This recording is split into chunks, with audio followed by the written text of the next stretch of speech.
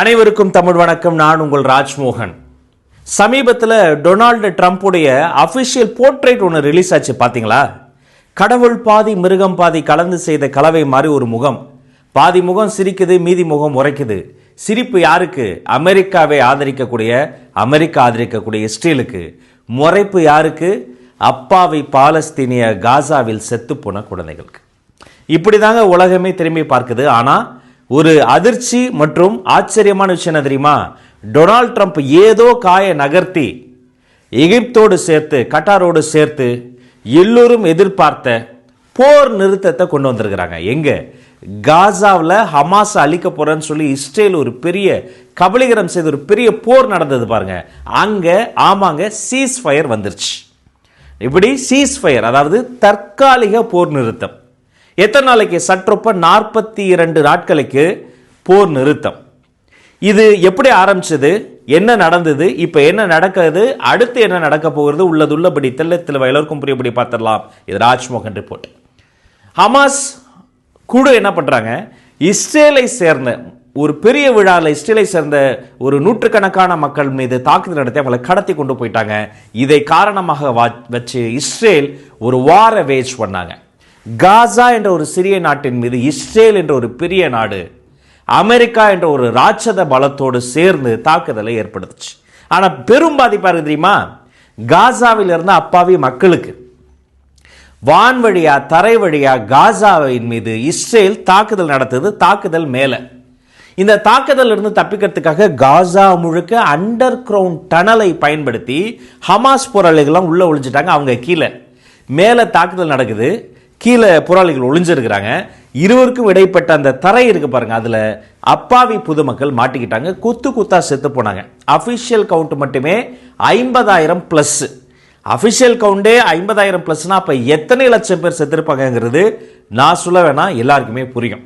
அதுவும் ஒரு இடத்துல ராணுவ தாக்குதல், வான்வழி தாக்குதல், அங்கிருந்து இடம் பெயர்ந்து இன்னொரு இடம் போறது, அங்கிருந்து இடம் பெயர்ந்து இன்னொரு தெருவுக்கு போறது. எல்லாரும் வீடு இழந்தாங்க. பள்ளி கூடங்கள் மூடப்பட்டன. காலேஜ் எல்லாம் கிடையாது. ஹாஸ்பிட்டல்ஸ் கூட நிரந்தர மருத்துவமனைகள் கிடையாது. சிதறடிக்கப்பட்டு வேட்டையாடப்பட்டாங்க. அப்ப இந்த பக்கம் இஸ்ரேலுக்கு பாதிப்பு இல்லையா இருந்தது? அபிஷியலி 1200 பிளஸ் இஸ்ரேலிஸ் கொல்லப்பட்டதா சொல்லப்படுறாங்க. 50,000 எங்க, 1200 எங்க? பட் போர் தான். இது எப்ப நிறுத்தப்படும், யாரால் நிறுத்தப்படும் எல்லோருமே காத்திருந்தோம். ஸோ கட்டாரோடு சேர்த்து எகிப்தோடு சேர்த்து அமெரிக்கா பல காய்களை நகர்த்தி டூ சைட் சொல்யூஷன்ஸ், அதாவது வின் வின் சிச்சுவேஷனை ஏற்படுத்தி இந்த சீஸ்ஃபயரை கொண்டு வந்திருக்கிறாங்க. நல்ல விஷயம், அதை நம்ம வரவேற்போம். போர் இல்லாத பூமியில் குழந்தைகள் கொஞ்சம் சிரிக்கட்டும், கொஞ்சம் மூச்சு விடட்டும். அந்த கந்தக நெடியில் அவங்க எத்தனை நாள் சாவுறது? ஆனா இந்த சீஸ்ஃபயர் வந்துருச்சு. இதுக்கப்புறம் உலகம் இப்படியே இருக்காதுங்க. பல்வேறு மாற்றங்கள் நிகழும். ஸோ காசா போர் கிட்டத்தட்ட ஒரு நிறுத்தத்திற்கு வந்திருக்கு. ஆனா இது தற்காலிக நிறுத்தமா, நிரந்தர நிறுத்தமா? இதன் மூலமா உலகத்தில் என்ன மாற்றங்கள் வரும்? நிறைய மாற்றங்கள் வரும்.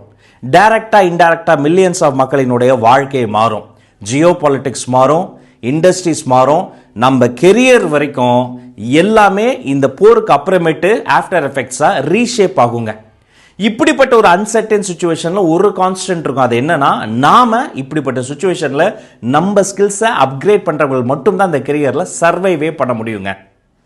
நாம எந்த எராக்குள்ள நுழைய போறோம் தெரியுமா? ஆர்டிஃபிஷியல் இன்டெலிஜென்ஸ் ட்ரிவன் ஸ்கில்ஸ் இருக்கு பாருங்க. அது டேட்டா சயின்ஸா இருக்கட்டும், ஆட்டோமேஷனா இருக்கட்டும், அது எல்லாமே சக்சஸை ரீரைட் பண்ண போதுங்க.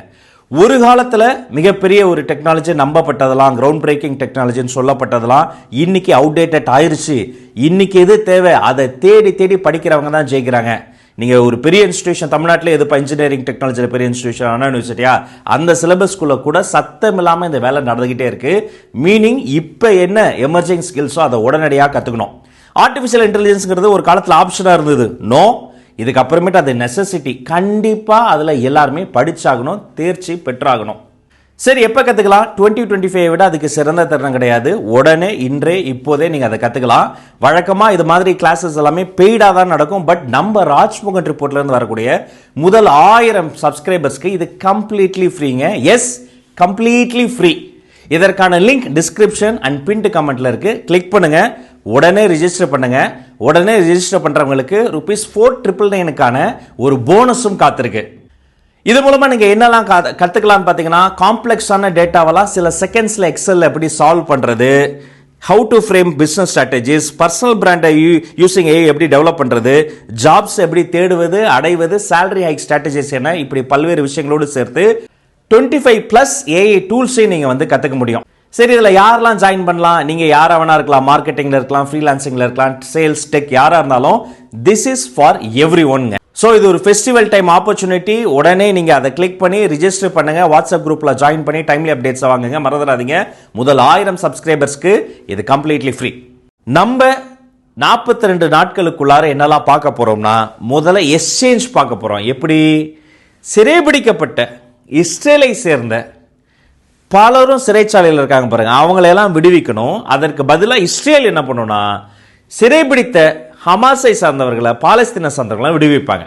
என்ன கணக்கில், என்ன ரேஷியோவில் விடுவிப்பாங்க அப்படின்னு நம்ம பார்க்கிற பொழுது, ஒரு ஃபீமேல் லேடி இஸ்ரேலி வீரரை விடுவிப்பதற்கு பதிலாக இஸ்ரேல் என்ன பண்ணுன்னா 50 ஹமாஸ் போராளிகளை வந்து ரிலீஸ் பண்ணுவாங்க, 50 பாலஸ்தீனங்களை வந்து ரிலீஸ் பண்ணுவாங்க. ஸோ 1:50 ரேஷியோவில் ரிலீஸ் பண்ணுறாங்க. அப்போ ஒரு 50 இஸ்ரேல் வீரர்களை வாங்குவதற்காக 250 சிறை கைதிகளை திரும்ப விடுவிக்குது இஸ்ரேல். இதில் 3 ஃபேஸாக இது வந்து நிகழப்பொழுது, முதல் ஃபேஸ் வந்து இம்மிடியட் ஃபேஸ், அதாவது முதல் கட்டம் 33 பேரை ரிலீஸ் பண்ண போகிறாங்க. அதில் வந்து வயதானவர்கள், பெண்கள், காயம்பட்டவர்கள், டெர்மினல் ஸ்டேஜில் இருக்கிறவங்க, உடனடியாக ஒரு கிரிட்டிக்கல் கேர் தேவைப்படுறவங்களையெல்லாம் உடனடியாக இந்த பக்கம் காசாலேருந்து ரிலீஸ் பண்ண போகிறாங்க. செகண்ட் ஃபேஸில் என்னன்னா, இந்த நான் சொன்னேன் இல்லையா 1:50, அதாவது 50 பேர் ரிலீஸ் பண்ண 250 பேரை கொடுத்து 50 பேர் ரிலீஸ் பண்ணுறது, அது செகண்ட் ஃபேஸில் நடக்கும். ஒட்டுமொத்தமாக காசாவில் இருந்து எல்லா இஸ்ரேல் வீரர்களும், இஸ்ரேலினுடைய கூட்டணி வீரர்களும் வெளியேறிய பிறகு நாங்களும் இந்த போர் நிறுத்தத்தை நோக்கி நகருவோம்னு சொல்றாங்க. தேர்ட் ஃபேஸ் என்னன்னா புனரமைப்பு. எவ்வளோ பில்டிங்கடா தரமட்டமாக்கி வச்சிருக்கிறீங்க, ஐயோ அதை பார்க்கும் பொழுது என்னாலும் அந்த சோஷியல் மீடியா முழுக்க ஒரு இடத்துல எந்தெந்த மொழியில் யாரெல்லாம் மனசாட்சி உள்ளவங்களோ அத்தனை பேரும் அந்தந்த மொழிகளில் அவங்க வந்து வீடியோஸ் பண்ணியிருக்கிறாங்க. இந்த கொடூரமான அந்த போரால் சிதிலம் அடைந்திருக்கக்கூடிய அந்த நகரத்தை, அந்த நாட்டை கட்டி எழுப்புவது தான் இந்த தேர்ட் ஸ்டேஜுங்க. இதற்கு நடுவில் அங்கே எவ்வளோ பெரிய கொலாட்ரல் டேமேஜ்லாம் நடந்திருக்குன்றீங்க. அங்கே வந்து கல்வி பாதிக்கப்பட்டிருக்கு, வாழ்வாதாரம் பாதிக்கப்பட்டிருக்கு, பொது சுகாதாரம் பாதிக்கப்பட்டிருக்கு, சரியான தண்ணி இல்லை. ஏன்னா காசாவை சுற்றி எந்த சப்ளையும் போகாமல் திட்டமிட்டு அந்த 4 திசை, வடக்கு, தெற்கு, கிழக்கு, மேற்கையும் லாக் பண்ணி ஒரு ஆர்டிஃபிஷியலான ஒரு காம்பவுண்டை வந்து எழுப்பிட்டாங்க. விர்ச்சுவலான ஒரு காம்பவுண்டை வந்து இஸ்ரேல் எழுப்பியிருந்தாங்க. அதனால் உணவு கிடைக்காம, தண்ணீர் கிடைக்காம கொத்தா மக்கள் அவதிப்பட்டாங்க. ரொம்ப மோசமான, நம்ம கூவம்லாம் இருக்குல்ல அதே மாதிரி நீரையெல்லாம் எடுத்து அவங்க வந்து சுட வச்சு பருகக்கூடிய நிலை இருந்தது. உணவு கிடைக்காம அந்த ட்ரக்ஸ், எய்டுன்னு சொல்லுவோம் இல்லையா, போர் நடக்கக்கூடிய இடத்திற்கு உணவு மற்றும் மருத்துவ விஷயங்களை ஏற்றுக்கொண்டு பல்வேறு உபகரணங்கள் மற்றும் நிவாரணங்கள்லாம் ஏற்றுக்கொண்டு செல்லக்கூடிய எய்டையெல்லாம் இத்தனை நாட்களாக காசாக்குள்ளே அனுமதிக்கல. இனிமே நீங்கள் அதை அனுமதிக்கணும்னு அமெரிக்கா தலையிட்டு சொல்லியிருக்கிறதால கிட்டத்தட்ட 600க்கும் மேற்பட்ட எய்ட்ஸ், அதாவது அது வந்து நீங்கள் உடனே இது கேட்பதுக்கு வேறு நோயமாக இருக்குன்னு நினைக்காதீங்க. இது வந்து இந்த எய்டு அப்படிங்கிறது வந்து நம்ம வந்து ஒரு நிவாரணம் அல்லது உதவி செய்யக்கூடிய விஷயம் எடுத்துக்கலாம். அந்த உதவியை இனி தடையின்றி உள்ளே கொண்டு போக முடியும். இதுவுமே ஒரு தற்காலிக ஒரு சொல்யூஷன் தான். எவ்வளோ பெரிய டேமேஜ் வந்திருக்கு, அதுக்கு எத்தனை சிறிய உதவி கிடைக்கும், முதல்ல இந்த வீட்டுக்கு அவங்க என்ன பண்ணுவாங்கன்னு 1000 கேள்வி இருக்குது. ஆனால் இந்த 42 நாள் இருக்குது பாருங்கள், இது வெரி குரூஷியல். பட் முக்கியமான அரசியல் என்ன தெரியுமா? சரி, நீ 42 நாளில் வந்து நீ வந்து போர் நிறுத்தம் பண்ணியிருக்கிற, சீஸ் ஃபயரு, நீ தாக்குதலை எதுவுமே பண்ணலை, நீ கேட்ட 50 பேரை வந்து காசா கொடுத்துருது, பதிலுக்கு காசா கேட்ட 250 பேரை நீ கொடுத்துட்ற. இவ்வளவும் நடந்த பிறகு அந்த காசாவினுடைய அந்த அண்டர் கிரவுண்ட் டனல்ல இருந்து மீட்கப்பட்ட இஸ்ரேல் வீரர் இருக்காங்க பார்த்தீங்களா, அவங்களாம் ட்ரெயின்டு சோல்ஜர்ஸ். இப்போ எங்கெங்க டனல் இருக்கு, எப்படி வந்து இந்த ஹமாஸ் போராளிகள் வந்து நகர்றாங்க, காசாவினுடைய வெளியே தெரியாத ரகசியங்கள் என்ன, எல்லாத்தையுமே அவங்க ஸ்டடி பண்ணியிருக்காங்க.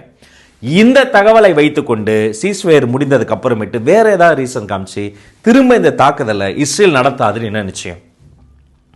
சர்வதேச அளவில் இது ஒரு $1 மில்லியன் கொஸ்டின். அது மட்டும் கிடையாது, அமெரிக்காவை சார்ந்த பல்வேறு இராணுவ கமாண்டர்ஸ் வந்து அங்கே முற்றுகையிட்டு இருக்கிறாங்க, அங்கே முகாமிட்டு இருக்கிறாங்க, பல்வேறு டிஸ்கஷன்ஸ் இருக்குது. அநேகமாக இதே விஷயம் இங்கே நடந்துக்கிட்டே இருக்கிற மாதிரி சிரியாவிலையும் ஒரு கபலீகரம் செய்து சிரியாவிலையும் ஒரு கை வைத்து அதை செய்வதற்கான வேலைகளையும் வந்து டொனால்ட் ட்ரம்ப் தொடங்க போகிறார். இத்தனைக்கும் அஃபிஷியலாக இன்னும் சைன் பண்ணி பதவி பிரமாணம் ஏற்றுக்கொள்ளவில்லை. ஆனால் இஸ்ரேலின் தலைவர் நெதன்யாகு டொனால்ட் ட்ரம்ப்புக்கு ஃபோன் பண்ணி நன்றி தெரிவிக்கிறார், வாழ்த்து தெரிவிக்கிறார்.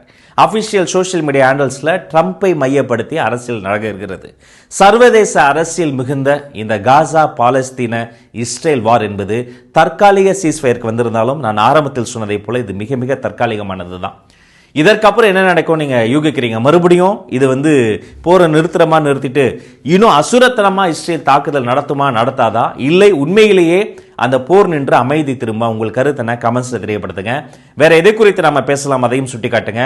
உங்கள் அத்துணை பேருக்கும் நல்லதே நடக்கட்டும், நலமே சொல்லட்டும். நன்றி, வணக்கம்.